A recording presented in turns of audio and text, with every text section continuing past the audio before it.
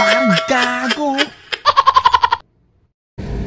Magandang hapon mga Reba Peeps.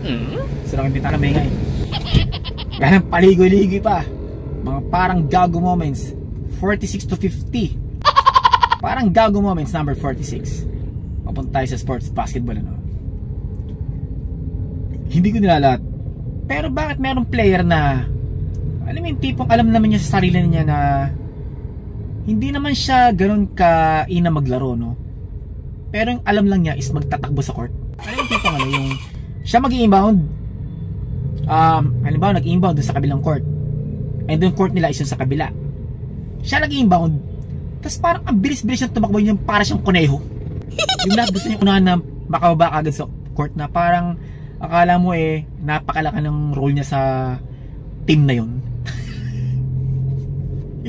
Imagine mo, pag inbound tatakbo na parang kuneho, tapos talagang asin pinapakita niya ang bilis-bilis niya. Parang gaging ganong player, no? Parang gago moments number 47. Basketball pa din. Sa mga coaches naman. Hindi ko nilalat ng coach, ha?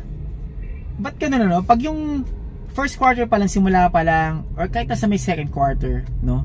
Yung mga call o yung mga tawag ng ref is hindi pa ganun ka-sensitive sa mga coaches, no? Pero bakit kapag bawang fourth quarter na, especially palapit yung 2 minutes, yung nagiging sensitibo ni mga coach, yung parang yung sobrang alisto na sa mga tawag, yung talagang bantay na. Kung ding tawag kahit wala ng foul, hindi naman tumama. Labo ng rep na yun, no? Tapos may coach naman na pag may nakita, foul rep, foul ba talang tawag? Parang gago, no? Samantala nung first quarter at second quarter, binabaliwalaan nila yun. Di ba dapat simula pa lang ganun na, para kahit paano pag malakas yung team is palamang ng palamang or unti-unting lumalamang. Hindi yung kung kailang last minute tsaka magiging alisto tsaka mailit sa mga tawag ng ref. Yung mga coach to. Tapos meron pa minsan, halimbawa gawa na yung play, no? Halimbawa gawa na yung play, di ba? Last 2 minutes. Okay, ikaw number 21. Pag gano'n na, magsiswitch kayo, ikaw papasa mo rito. Pag ito na alangan, kasi i-double team to, ipasa mo kay number 1, siya magja-jump shot. Di ba? Gagano'n. Okay, di ba gumagano yung mga ibang team? So gawa na yung play, di ba? Ba't may parang gago naman na assistant coach? Gawa na yung play, gumano na, yung uulitin, tas lalakasan lang yung boses para isipin na talagang seryoso na kailangan sumunod ng mga player. Gaganito, sandali lang, ikaw number 21 na, pag naano ka, pag nagkaroon ng switch, papasa mo kay ikaw naman number, maging alisto ka sa jump shot. Okay? Yung tapos na yung play, tas biglang hahabol ng ganun, parang gago yung assistant coach, no? Hindi niya iniisip na gawa na nga yung play, at gumanon pa siya, mamaya, mataranta yung iba, or sabihin natin bago yung mga player, is mawala sa isip nila yung magiging actual play. Mga assistant coach to. Mga parang gago din Mga parang gago moments number 48. Ito naman sa yung mga mga ibang tatay na mga tumatapang or nagmamatapang ng wala sa lugar. Halimbawa, tatay, no, kasama yung asawa or may kasamang bata na anak. Halimbawa na lang merong road rage, no?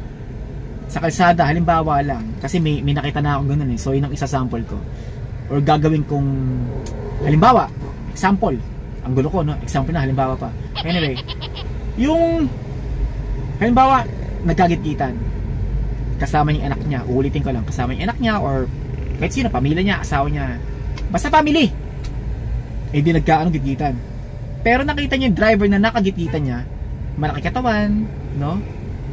In short, alam niya sa sarili niya, agrabyado siya in case magkaroon ng away or magpang-abot or magsuntukan in short. Diba? Bakit kailangan magmatapang nung tatay? Ang ganito po. Sige! Kasama ko yung pamilya ko, ha? Kasama ko yung anak ko, ha? Parang gago tumatapang pagkasaming anak o yung pagkasaming asawa or pamilya. Hindi niya iniisip na mas mapapamak yung pamilya niya. Sa laki nung naka-road rage siya, pag ginulpi siya sa harap ng misis niya o ng mga anak niya, parang gago nagmamatapang. Bakit tumapang sa ganun? Dapat nga maging mas maingat ka pa, no?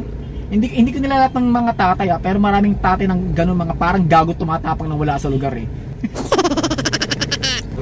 Mga parang gago moments number 49. Ito naman, halimbawa magkaaway yung magkarelasyon or mag-asawa, no? Hindi man mag-asawa, magjowa. And then, habang nag-aaway sila o nagsisigawan, may bata sa tabi nila.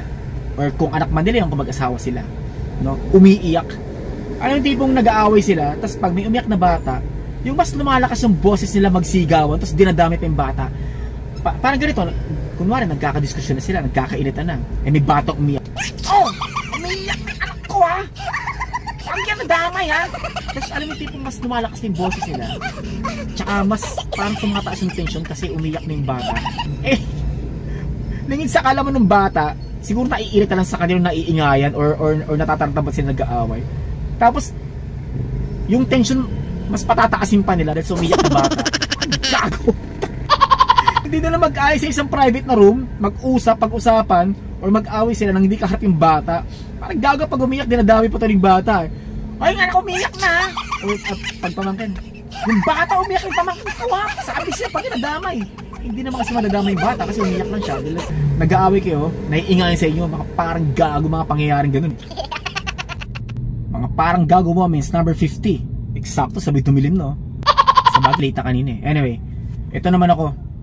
Yung sa mga tumatawid. Tsak, napansin nyo na to. Ewan ko lang kung nasabi ko na sa mga naunang ko pang vlog, ano? Pero maraming parang gago ganito tumuwid. Pedestrian lane or wala sa pedestrian lane. Tumatawid. Maraming kasabi na tumatawid, naglalakad. Yung klase ng tawid niya is yung parang tumatakbo. Pero yung bilis ng takbo niya is kasing bagal lang rin ng mga naglalakad.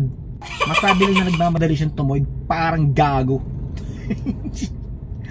Sigurado akong daming nakikita ng ganun. Yun yung mga tipong ano eh, pag ikaw yung driver, di ba? Tapos yan na lang inaantay mo makalagpas, tapos ganun pa, akala mo nagmamadali, pero takbo niya is kasing bagal lang rin ng lakad. Sarap batukan ng pasadsad eh. Joke lang mga Repa Pips ha. Pero sabihin na natin, aminin na natin, marami tayong nakikita ng mga parang gago tumuwid.